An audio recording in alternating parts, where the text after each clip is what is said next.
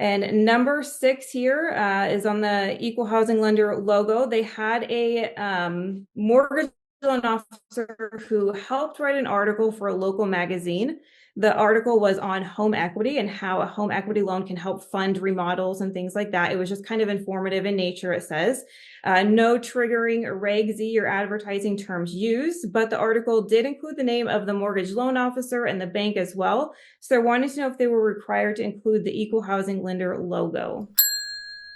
So the Fair Housing Act actually does not define what an advertisement is. In this case, based just on what was presented in the question, I think you definitely can say this was not necessarily an advertisement. It sounds very informational.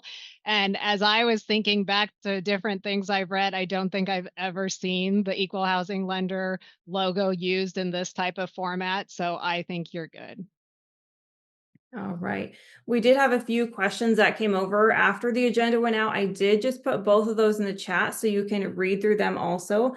But the first one here is on Reg E. They said if we have a threshold on Regulation E, that if the error is under a certain dollar amount, they automatically give the customer the money back and don't do an investigation.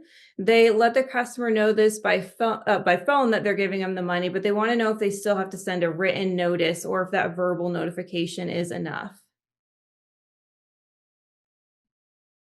And I think on that one, I think would the verbal be enough is what I was thinking. You have to provide notification, but I don't know that the regulation says it has to be in writing on that, does Right. it? Yeah. No, it orally. It doesn't have to Yeah. be. The only time it has to be put in writing under Reg E is when you determine there's no error, a different error occurred.